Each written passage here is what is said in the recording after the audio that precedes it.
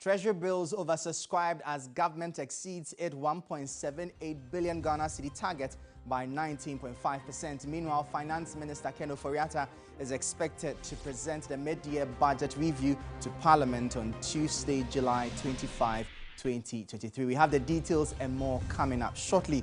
Good evening and welcome to Business Brief here on TV3. My name is Michael Obodu. Let's go straight into our first story now, especially as the government has achieved about 19.5% of its target for the Treasury bill market. We'll bring you that story now. Let's move now to another story, as Ghana's Nuclear Regulatory Authority is working to amend the NPRA Act 895 as the country readies to construct its first nuclear power plant. At a training workshop for selected journalists, the regulator noted this is to ensure potential nuclear power operators do not take undue advantage of the country. Two sites have been identified and government is expected to announce one of them as selected for the project. There are talks with vendors for technology for the nuclear power plant. Head of Legal Affairs at Nuclear Regulatory Authority, Ebenezer Apia Opare, hints the regulator is working to amend the NRA Act. It brings to finality the areas that are ambiguous. Lawyers can take advantage of the ambiguities. Operators can also take advantage of the ambiguities. So we want to set all those things very, very clear. Now, with the nuclear power, any contractor who wants to be engaged, either as a subcontractor, as a supplier, etc., will look at your act critically before they will engage with you. So that is also very important. And this nuclear power program is key. Best practices, roadmaps, and safety guidance for countries embarking on small modular reactor deployment by the International Atomic Energy Agency is to ensure maximum safety. Director General of the Nuclear Regulatory Authority, Dr. Nikwashi Alute, assures of safety and the country's preparedness to embark on the nuclear power project. Nuclear safety, nuclear security, and nuclear safeguards. We are actually providing the needed oversight to make sure that the plant meets all the required technical specifications. We are actually developing our competency. Now, the area is very technically and deep, and it needs a lot of technical competence to understand. So we are training our staff, get our staff training in various locations of the world. The plant is expected to provide reliable power supply, competitive tariffs to aid in the country's industrialization efforts. The Minister of Finance, Ken Ofori-Atta, is expected to present the mid-year budget review to Parliament on Tuesday, July 25, 2023. The House had earlier announced that the mid-year budget presentation was slated for July 27.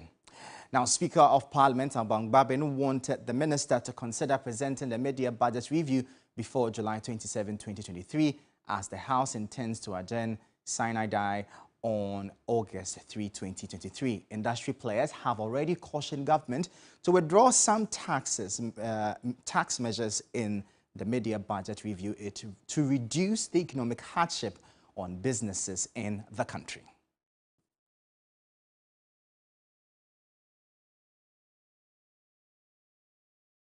Now, economist Dr. Alex Ampabing has attributed a continuous rise in food inflation in the Western North region to the income nature of the people living in the region.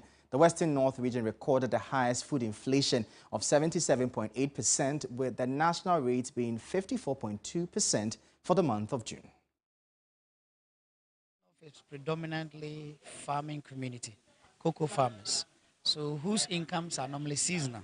Most people, like the farmers, you give example, if you are a cocoa farmer, you might have to sell your cocoa beans to get money to be able to consume maybe plantain or cassava.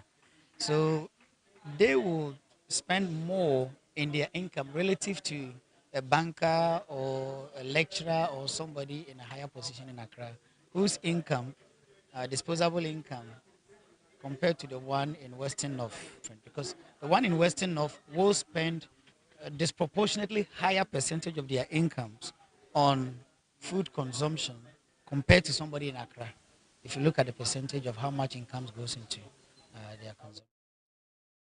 The World Bank has announced its commitment to provide Ghana with some $250 million as part of its support for banks affected by the domestic debt exchange program.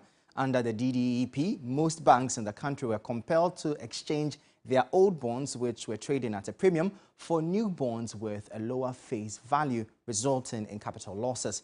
Country manager Pierre Laporte said the World Bank would also allocate $300 million to Ghana by the end of the year to support its economic restructuring efforts. We have a commitment of 3.6 billion, of which cumulatively 38% has been disbursed. And in the last year, we attained over 20% disbursement. So generally, it's a well-performing portfolio and very few, if I think one problem called a problem project. So overall, it's good. In terms of what's in the pipeline, as you know, we are working on a budget support operation for 300 million that we expect to be approved before the end of the year to support the economic reform program. We also have a financial sector support operation of $250 million also expected before the end of the fiscal year. As you know, with the domestic debt restructuring, this impacted on the capital adequacy of banks, and we are coming in also to support that as part of the broader reform. And then we have several projects like this in the pipeline in terms of investment. We have a youth entrepreneur, youth employment program being in the last phase of preparation. I mean, recently we approved a $150 million additional financing for social protection, given that in the context of the reform program, as you know, when there are fiscal tightening, the impact on the poor and vulnerable.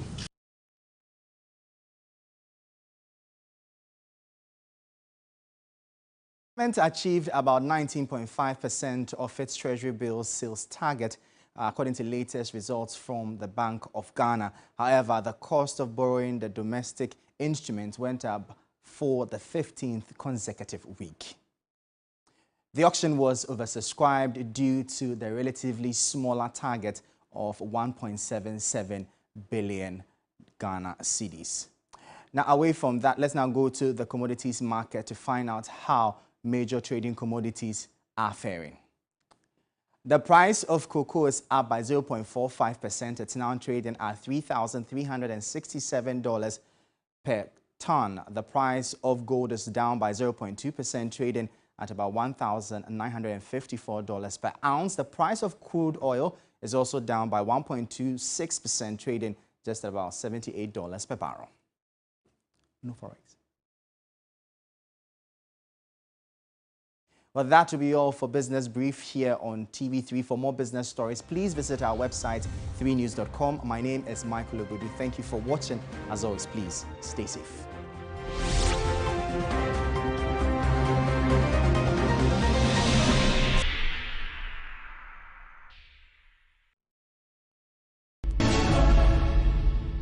Welcome back here to TV3's Ghana Strongest with me, Thierry Nyan, and this program is brought to you by Gasem Cement, Mixi, Choco, and then Mixi Coffee, as well as Dragnet and then Deluxe Paint.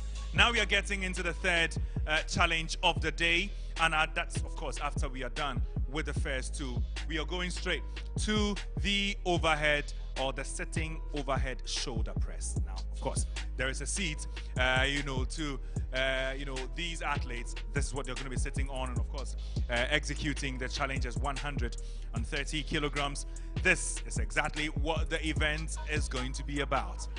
When I say this, it doesn't mean I'm demonstrating. It means I'm calling the first athlete to come here and show us what he's made of. Richard Abrokwa, you are our first again today for this particular challenge. Let's see what you can do.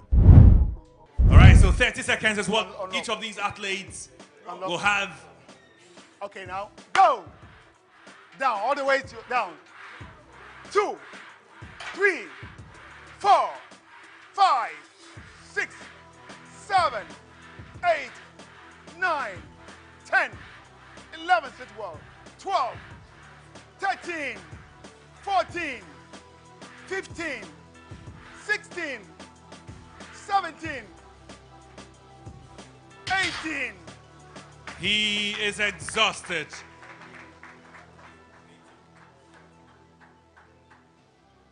(18 reps by Richard Abrokwa in 27 seconds. Unlock it. And hold it up. Unlock it and hold it up. Are we set? Go! 1, bring it down. 2, 3, 4, 5. Ivan Sovyakov. 6, 7, 7. 8, 9, 10, 11, And still going. 12, 13, Evans, no! Evans! 13. Evans. So 14 almost happened. But at that point, he closed his eyes, 13. clenched his fists 13. a lot more.